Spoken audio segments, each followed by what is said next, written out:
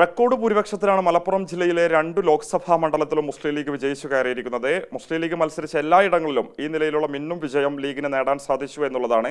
എല്ലാ തരത്തിലുള്ള പ്രചാരണങ്ങളെയും മറികടന്നുകൊണ്ടുള്ള വിജയം മുസ്ലിം ലീഗ് നേടിയിരിക്കുന്നു. മുസ്ലിം ലീഗിന്റെ സംസ്ഥാന ജനറൽ സെക്രട്ടറി ശ്രീ PMA സലാം ഈ ഒരു ഘട്ടത്തിൽ നമ്മളോടൊപ്പം ചേരുന്നുണ്ട്. എങ്ങനെയാണ് ഈ ഒരു വിജയങ്ങളെ വിലയിരുത്തുന്നത്? ഞങ്ങളിത് നേരത്തെ പ്രതീക്ഷിച്ചതാണ്. നേരത്തെ ഞങ്ങളിത് പറഞ്ഞപ്പോൾ കഴിഞ്ഞ തവണത്തേക്കാൾ ഭൂരിപക്ഷം നേടും എന്ന് ഞങ്ങൾ പറഞ്ഞപ്പോൾ പലരും അത് പരിഹസിച്ച് തള്ളി. കാരണം ഇതൊരു അവകാശവാദം മാത്രമാണ്, ഒരു രാഷ്ട്രീയ പാർട്ടി സാധാരണ ചെയ്യുന്നതാണെന്നുള്ള ധാരണയിലാണ് പലരും നിന്നത്. ഞങ്ങളുടെ ചരിത്രം ഞങ്ങൾക്കറിയാം, അത് ഈ രാജ്യത്തിനും അറിയാം. എപ്പോഴൊക്കെ ഭീഷണിയുണ്ട് മുസ്ലിം ലീഗിന് എന്ന് പുറത്ത് പ്രചരണം വിവാദങ്ങൾ നടക്കുമ്പോഴും മുസ്ലിം ലീഗ് കൂടുതൽ കരുത്തോടെയാണ് അത്തരം ഘട്ടങ്ങളിലൊക്കെ തിരിച്ചു വന്നിട്ടുള്ളത്. എല്ലാ കാലത്തും ഒരുപാട് തെളിവുകൾ നടന്ന തെരഞ്ഞെടുപ്പുകളിലൊക്കെ അതുണ്ടായിട്ടുണ്ട്. ഇപ്പോൾ മുസ്ലിം ലീഗിനെ സംബന്ധിച്ചിടത്തോളം ഞങ്ങളുടെ ബഹുമാന്യനായ മുൻ നേതാവ് CH മുഹമ്മദ് കോയ സാഹിബിൻ്റെ ഒരു വാക്യമുണ്ട് അദ്ദേഹത്തിൻ്റെ പ്രസംഗത്തിൽ ഉപയോഗിച്ചത്. മുസ്ലിം ലീഗ് ഉറങ്ങിക്കിടക്കുന്ന സിംഹമാണ്, അതിനെ വിളിച്ചുണർത്തരുത്. സത്യത്തിൽ അതാണ് സംഭവിക്കുന്നത്. എപ്പോഴും ഞങ്ങളെ പ്രവർത്തകർ സമാധാനപ്രിയരാണ്. വിവാദങ്ങൾ ഉണ്ടാക്കാനോ കുഴപ്പങ്ങൾ ഉണ്ടാക്കാനോ ബഹളങ്ങൾ ഉണ്ടാക്കാനോ ഒന്നും അവർ തയ്യാറല്ല. പക്ഷെ അവരെ നോവിച്ചാൽ സ്വാഭാവികമായും അവർ സഡകുടഞ്ഞെഴുന്നേൽക്കും. അതാണിപ്പോൾ കണ്ടത്. വെറുതെ വ്യാപകമായ പ്രചാരവേലകൾ നടന്നു ലീഗിനെതിരെ. എല്ലാ കാലത്തും ഉണ്ടായിട്ടുണ്ട്. ഇതിൻ്റെ യാഥാർത്ഥ്യം എന്താണെന്ന് പറഞ്ഞാൽ മുസ്ലിം ലീഗിനെതിരെ ഒരു വിഭാഗമുണ്ട്, അവർ സ്ഥിരം ലീഗ് വിരോധികളാണ്. ഞങ്ങൾ SLV എന്ന് പറയും, സ്ഥിരം ലീഗ് വിരോധികൾ. അവർ ഓരോ തെരഞ്ഞെടുപ്പിലും ഓരോ കാലഘട്ടത്തിലും ഓരോ മേലങ്കി അണിഞ്ഞാണ് വരിക. നേർക്കുനേരെ വരില്ല, വേറെ എന്തിൻ്റെങ്കിലും മേൽവിലാസത്തിലാണ് വരിക. എല്ലാ തെരഞ്ഞെടുപ്പുകളും നമ്മൾ കണ്ടല്ലേ. ആദ്യം അബ്ദുറഹ്മാൻ പൊന്നാനി പാർലമെൻറ്റ് മണ്ഡലത്തിൽ മത്സരിച്ചു. അന്ന് കോൺഗ്രസ് റബലാണ് എന്ന് പറഞ്ഞിട്ട് കോൺഗ്രസിൻ്റെ ഒരു മേലങ്കി അണിഞ്ഞിട്ടാണ് വന്നത്. പക്ഷെ കോൺഗ്രസ്സുകാർ ഞങ്ങളോടൊപ്പം നിന്നു. അത് കഴിഞ്ഞ് രണ്ടാമത്തെ തെരഞ്ഞെടുപ്പിൽ PDPയുടെ ഒരു സ്ഥാനാർത്ഥിയെ കൊണ്ടുവന്നിട്ട് ആ PDPയുടെ മേലങ്കി അണിഞ്ഞിട്ടാണ് ഇടതുപക്ഷം കൊണ്ടുവന്നത്. അന്ന് ഒരു മതസംഘടനകളുടെ പിന്തുണയുണ്ട് എന്ന് വ്യാപകമായ പ്രചാരവേലകൾ നടത്തി. അവിടെയും രാഷ്ട്രീയമായി ഞങ്ങളെ നേരിട്ടില്ല. ഇതുപോലുള്ള മേലങ്കി യഥാർത്ഥ രൂപം മറച്ചു വെച്ചുകൊണ്ട് മറ്റെന്തെങ്കിലും മേലങ്കി അണിഞ്ഞുകൊണ്ടാണ് വരിക. കഴിഞ്ഞ തവണ അതുപോലെ തന്നെ പിന്നീട് അൻവർ വന്നു. അൻവർ വന്നപ്പോഴും ഉണ്ടായതെന്താ? മുസ്ലിം ലീഗിന് നല്ല ഭൂരിപക്ഷത്തിൽ വിജയിക്കാൻ കഴിഞ്ഞു. ഇപ്പോൾ വേറെ രൂപത്തിലാണ് വന്നത്. സത്യത്തിൽ മാർക്സിസ്റ്റ് പാർട്ടിക്ക് ഈ പൊന്നാനി മണ്ഡലത്തിൽ ഒരു കാലത്തും സ്വന്തം സ്ഥാനാർത്ഥിയെ നിർത്താൻ കഴിഞ്ഞിട്ടില്ല.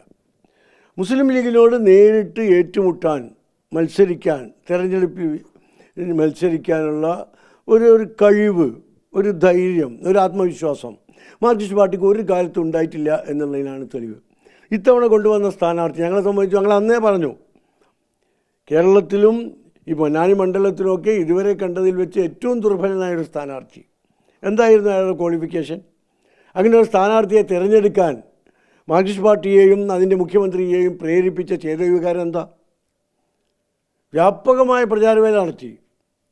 പ്രത്യേകിച്ച് സ്ഥാനാർത്ഥി അദ്ദേഹം വ്യാപകമായി പറഞ്ഞെന്താ, ഞാൻ സമസ്തയുടെ കാൻഡിഡേറ്റാണ് എന്നാണ്.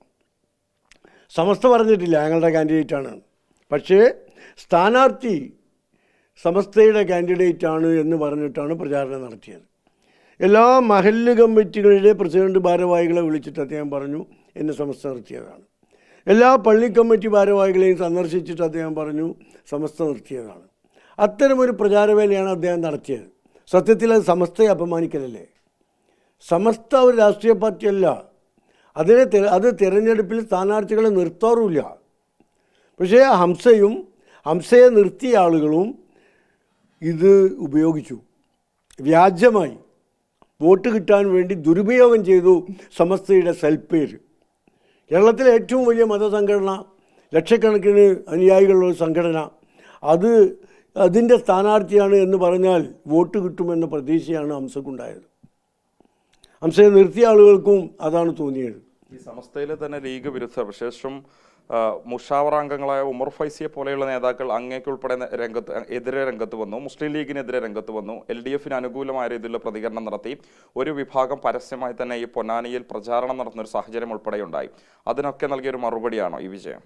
അത് ഞങ്ങൾക്കതിന് മറുപടി പറയേണ്ട ആവശ്യമില്ല. കാരണം ഞങ്ങൾക്ക് മുസ്ലിം ലീഗിനെ അറിയാം, ജനങ്ങൾക്ക് മുസ്ലിം ലീഗിനെ അറിയാം. വോട്ടർമാർക്കും അറിയാം, ഞങ്ങളെ പ്രവർത്തകർക്കും ഒക്കെ ലീഗിനെ അറിയാം.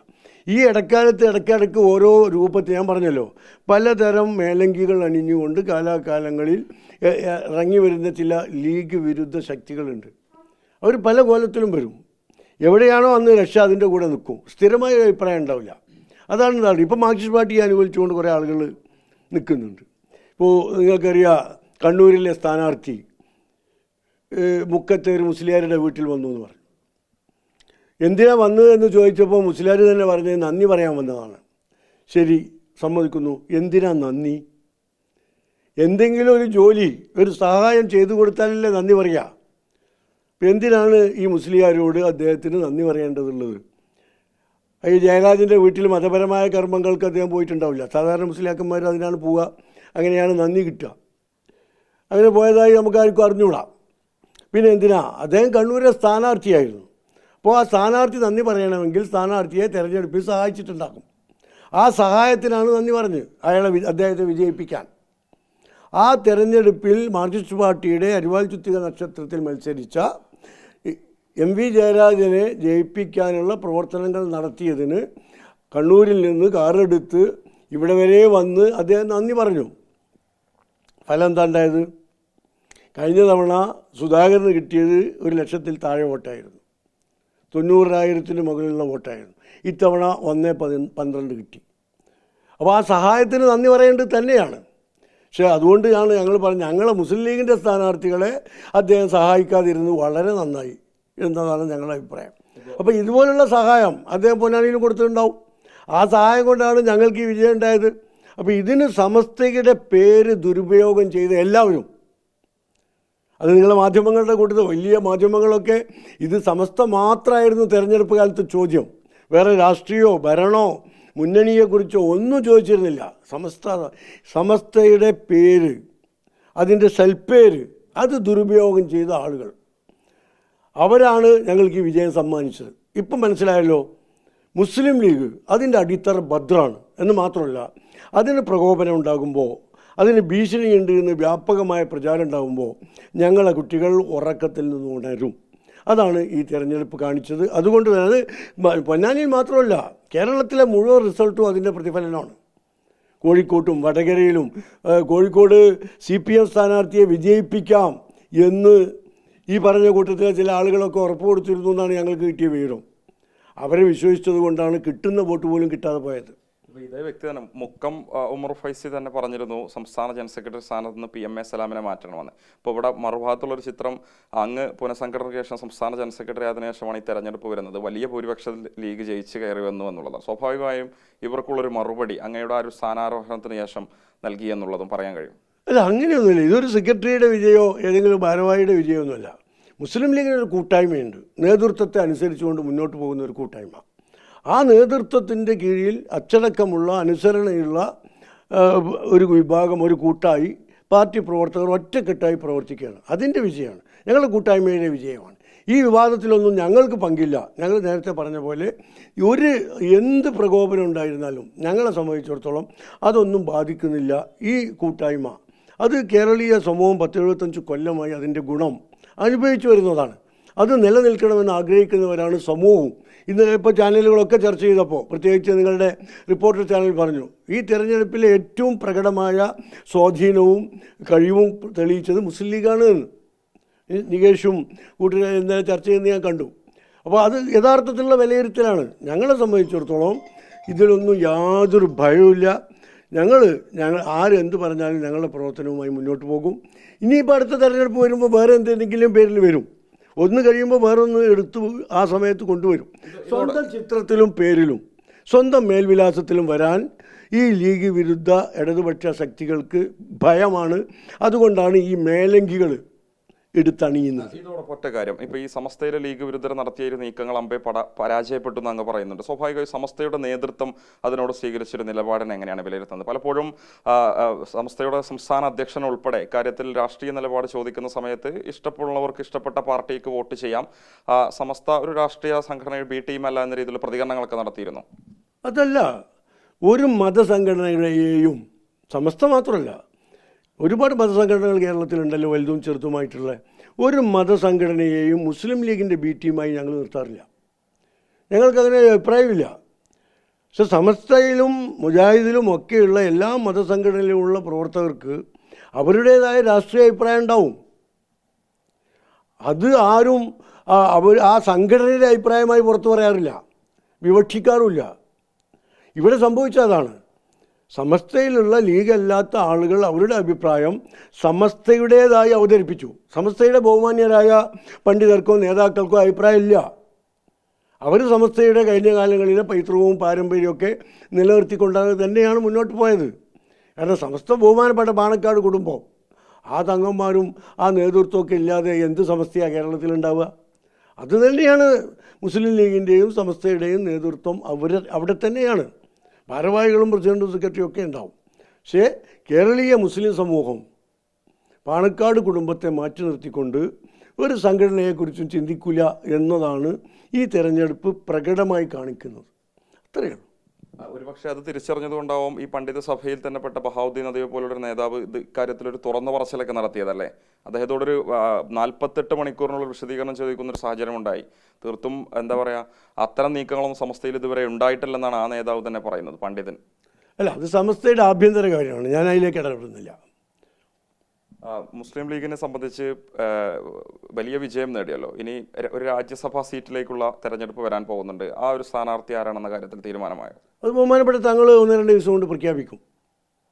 മറ്റൊരു കാര്യം, തൃശ്ശൂരിലുണ്ടായൊരു പരാജയം, കേരളത്തിൽ ആദ്യമായി BJP തൃശ്ശൂരിൽ വിജയിക്കുന്നൊരു സാഹചര്യം ഉൾപ്പെടെയുണ്ട്. അതിനെങ്ങനെയാണ് മുസ്ലിം ലീഗ് വിലയിരുത്തുന്നത്? വലിയൊരു വിജയത്തിനിടയിലും അതൊരു ക്ഷീണമായില്ലേ? കേരളത്തിൻ്റെ ജനാധിപത്യ മതേതര പാരമ്പര്യത്തിന് തീരാകളങ്കമായാണ് തൃശ്ശൂരിലെ റിസൾട്ട് വന്നത്.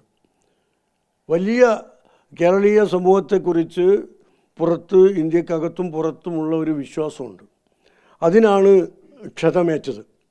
ഏതായിരുന്നാലും അതിൻ്റെ കാരണങ്ങളെക്കുറിച്ച് അന്വേഷിക്കും എന്ന് ബഹുമാനപ്പെട്ട പ്രതിപക്ഷ നേതാവ്, കോൺഗ്രസിൻ്റെ നേതാക്കളൊക്കെ പറഞ്ഞിട്ടുണ്ട്. കോൺഗ്രസും UDF-ഉം അതിനെക്കുറിച്ച് അന്വേഷിക്കും, വിലയിരുത്തും. കോൺഗ്രസ് സ്ഥാനാർത്ഥി അവിടെ 3-ാം സ്ഥാനത്ത് വരുന്നൊരു സാഹചര്യം ഉൾപ്പെടെ ഉണ്ടായി. മറുഭാഗത്ത് LDF നടത്തുന്ന പ്രചാരണം കോൺഗ്രസ് വോട്ട് മറിച്ചു എന്നതൊക്കെയാണ്. അങ്ങനെയൊന്നും ഞങ്ങൾ ഇപ്പോൾ പറയാൻ തയ്യാറല്ല, വിശ്വസിക്കുന്നുമില്ല. പക്ഷേ എന്താണ് സംഭവിച്ചത് എന്ന് പഠിക്കേണ്ടതുണ്ട്. അത് കേരളത്തിൽ മറ്റൊരു മണ്ഡലത്തിലും ആവർത്തിക്കാതിരിക്കാനുള്ള മുൻകരുതലുകൾ UDF-ൻ്റെ ഭാഗത്തുനിന്ന് ഉണ്ടാകുകയും വേണം. ഇന്ത്യ മുന്നണിയുടെ ഒരു സാധ്യത എങ്ങനെയാണ് വിലയിരുത്തുന്നത്? ഇപ്പോഴും ഒരു പാർട്ടിക്കും കേവല ഭൂരിപക്ഷം ലഭിച്ചിട്ടില്ല, ഒറ്റയ്ക്ക്. അപ്പോൾ സ്വാഭാവികമായും സഖ്യകക്ഷികളുടെ ഒരു പിന്തുണയൊക്കെ ഉണ്ടെങ്കിലേ ഭരണത്തിൽ വരാൻ കഴിയൂ എന്നുള്ളൊരു സാഹചര്യമുണ്ട്. അപ്പോൾ എങ്ങനെയാണ് ഒരു ഭാവി വിലയിരുത്തുന്നത്? സത്യത്തിൽ ഇന്ത്യയിലെ ജനങ്ങൾ എത്രമാത്രം ബോധവാന്മാരാണ് എന്നതിൻ്റെ തെളിവാണ് ഈ റിസൾട്ട്. ഇന്ത്യ മുന്നണിക്ക് 102 സീറ്റുകളാണ് വർദ്ധിച്ചത്. ഒറ്റയടിക്ക് 102 സീറ്റുകൾ വർദ്ധിക്കുകയും 10 കൊല്ലം തുടർച്ചയായി രാജ്യത്തെ അടക്കി ഭരിച്ച ഒരു വിഭാഗത്തിന് 50-ലധികം സീറ്റുകൾ നഷ്ടപ്പെടുകയും ചെയ്ത ഒരു തെരഞ്ഞെടുപ്പായത്. ഉത്തരേന്ത്യ തൂത്തുവാരുമെന്ന് പറഞ്ഞവരാണ് UP-യിലൊക്കെ അടിപതറി വീണത്. ഇന്ത്യയുടെ പ്രധാനമന്ത്രി 6 ലക്ഷം വോട്ടിന് വിജയിച്ച പ്രധാനമന്ത്രിക്ക് 1.5 ലക്ഷം വോട്ടാണ് ലീഡ്. സത്യത്തിൽ അദ്ദേഹം പരാജയപ്പെട്ടിരിക്കുകയാണ്. അദ്ദേഹത്തിന് ഭരണം മുന്നോട്ട് കൊണ്ടുപോകാനുള്ള ഒരു അർഹതയില്ല. 4.5 ലക്ഷം വോട്ടിൻ്റെ ആണ് അദ്ദേഹത്തിന് നിലവിൽ ഭൂരിപക്ഷത്തിൽ കുറവ് വന്നത്. അത് ഇന്ത്യയെ സംബന്ധിച്ചിടത്തോളം അത്ഭുതമാണ്. അപ്പോൾ അദ്ദേഹം ഇനി ഭരണത്തിൽ തുടരുന്നത് ശരിയല്ല. ഞങ്ങളോട് പറയാനുള്ളത്, ജനാധിപത്യ സംവിധാനവുമായി യോജിക്കുന്ന, സഹകരിക്കുന്ന ആളുകളെ കൂട്ടിപ്പിടിച്ച് അവരുടെ സഹകരണത്തോടു കൂടി രാജ്യത്തിൻ്റെ കഴിഞ്ഞ കാലത്തെ പൈതൃകവും പാരമ്പര്യമൊക്കെ കാത്തു സൂക്ഷിക്കുന്ന വിധത്തിലുള്ള ഒരു ഗവൺമെൻറ് ഉണ്ടാക്കാൻ ഇന്ത്യ മുന്നണിയിലെ നേതാക്കന്മാർ ശ്രമിക്കുന്നുണ്ട്. ആ സമയം വിജയം കാണും എന്ന് തന്നെയാണ് ഞങ്ങളുടെ പ്രതീക്ഷ. മറ്റൊരു കാര്യം, സംസ്ഥാനത്തെ ഭരണവിരുദ്ധ വികാരം ഉൾപ്പെടെ ലോക്സഭാ തെരഞ്ഞെടുപ്പിൽ പ്രതിഫലിച്ചു എന്നുള്ളതാണ് റിസൾട്ട് കാണിക്കുന്നതെന്നാണ് UDF നേതാക്കൾ പറയുന്നത്. മുസ്ലിം ലീഗിൻ്റെ ഒരു വിലയിരുത്തൽ എങ്ങനെയാണ് അക്കാര്യത്തിൽ? തീർച്ചയായും മുഖ്യമന്ത്രിയുടെ മണ്ഡലത്തിൽ അദ്ദേഹത്തിന് അവർക്ക് ഭൂരിപക്ഷമില്ല. നമ്മുടെ പൊന്നാനി മണ്ഡലം 2 മന്ത്രിമാരുടെ മണ്ഡലങ്ങളിൽ എത്ര വലിയ ഭൂരിപക്ഷത്തിനാണ് ഞങ്ങൾ ജയിച്ചത്? 50,000 വോട്ടാണ് ഒരു മന്ത്രിയുടെ മണ്ഡലത്തിൽ UDF-ന് ഭൂരിപക്ഷം. മറ്റൊരു മന്ത്രിയുടെ മണ്ഡലത്തിൽ 10,000 വോട്ടും. അപ്പോൾ ഇങ്ങനെയുള്ള മന്ത്രിമാർ ജനങ്ങൾ അവിശ്വസിക്കുന്നു, അവരുടെ ജനപിന്തുണ നഷ്ടപ്പെട്ടിരിക്കുന്നു എന്നാണ് ഈ തെരഞ്ഞെടുപ്പ് തെളിയിക്കുന്നത്. അത് ഭരണത്തിൻ്റെ കെടുകാര്യസ്ഥത തന്നെയാണ്. ഭരണത്തിൻ്റെ ഈ അവസ്ഥയിൽ ജനങ്ങൾ നേരിടുന്ന ദുസ്സഹായാവസ്ഥയാണ് ഇത്രമാത്രം അവർക്കെതിരെ പ്രതികരിക്കാൻ കേരളീയ സമൂഹത്തെ നിർബന്ധിതമാക്കിയത്. ആ ജനകീയ അഭിപ്രായം കണക്കിലെടുത്തുകൊണ്ട് ഇവർ ഭരണം വിട്ടൊഴിയണം എന്ന് തന്നെയാണ് ഞങ്ങളുടെ അഭിപ്രായം. ഈ വിലയിരുത്തൽ യോഗം ലീഗിൻ്റെത് എന്നാണ് ചേരാൻ തീരുമാനിച്ചിട്ടുള്ളത്? ഇന്ന് നടക്കുന്നുണ്ട്, തുടർച്ചയായി നടന്നുകൊണ്ടേയിരിക്കും. ഇനിയിപ്പോൾ ഞങ്ങൾ വിലയിരുത്തൽ മാത്രമല്ല, പഞ്ചായത്ത് തെരഞ്ഞെടുപ്പ്, വോട്ടർ പട്ടിക പുതുക്കലും വാർഡ് വിഭജനമൊക്കെ നടന്നുകൊണ്ടിരിക്കുകയാണ്. പാർട്ടി അതിലേക്ക് പ്രവേശിച്ചു. മറ്റു കാര്യം, ഈ രാജ്യസഭയുടെ കാര്യം തന്നെ ഞാൻ അവസാനിപ്പിക്കുകയാണ്. രാജ്യസഭാ സീറ്റുമായി ബന്ധപ്പെട്ട ചർച്ചകൾ വന്ന സമയത്ത് അങ്ങയുടെ പേരും സജീവമായി ഉയർന്നു കേട്ടിരുന്നു. രാജ്യസഭയിലേക്ക് പോകാൻ താല്പര്യമുണ്ടോ? സ്വാഭാവികമായിട്ട് പാണക്കാട് സാദിഖ് അലി ശിഹാബ് തങ്ങൾ അങ്ങനൊരു ഉത്തരവാദിത്വം ഏൽപ്പിച്ചാൽ എങ്ങനെയായിരിക്കും തീരുമാനം? അങ്ങനെയൊന്നുമില്ല. ഞങ്ങൾ എല്ലാ കാലത്തും തെരഞ്ഞെടുപ്പ് വരുമ്പോൾ കുറേ ആളുകളുടെ പേര് നിങ്ങൾ മാധ്യമങ്ങൾ കുത്തി പുറത്ത് കൊണ്ടുവരും. പാർട്ടിയിൽ ഒരു ചർച്ച നടന്നില്ല, ഒരാളെ പേരും പുറത്തു വന്നിട്ടില്ല. നിങ്ങൾ ചില ചാനലുകൾ ചില പേര് പറയും, മറ്റു ചില പത്രങ്ങൾ വേറെ ചില പേര് പറയും. അത് സ്വാഭാവികമാണ്. നിങ്ങളെ മാധ്യമങ്ങൾ ഇങ്ങനെ ജനങ്ങൾക്ക് ചർച്ച ചെയ്യാനുള്ള സബ്ജക്റ്റ് ഇട്ട് കൊടുക്കണ്ടേ, അതേ ഉള്ളൂ. പാർട്ടിയിൽ മുസ്ലിം ലീഗ് സംഘടനയിൽ അത് സംബന്ധിച്ച് ഔദ്യോഗികമായ ചർച്ചകൾ നടന്നിട്ടില്ല. നേരത്തെ ലോക്സഭാ തെരഞ്ഞെടുപ്പിൻ്റെ കാലത്ത് സ്ഥാനാർത്ഥികളെ നിശ്ചയിക്കാൻ തങ്ങളെ ചുമതലപ്പെടുത്തിയിരുന്നു. തങ്ങൾ മുതിർന്ന നേതാക്കന്മാരുമായി ആശയവിനിമയം നടത്തി ഒരു പ്രഖ്യാപനം തൊട്ടടുത്ത ദിവസങ്ങളിൽ തന്നെ ഉണ്ടാകും. അതാരായിരുന്നാലും പാർട്ടി അത് അംഗീകരിക്കും. അത് അങ്ങയുടെ പേരാണെങ്കിലും സന്തോഷം തന്നെ അല്ലേ?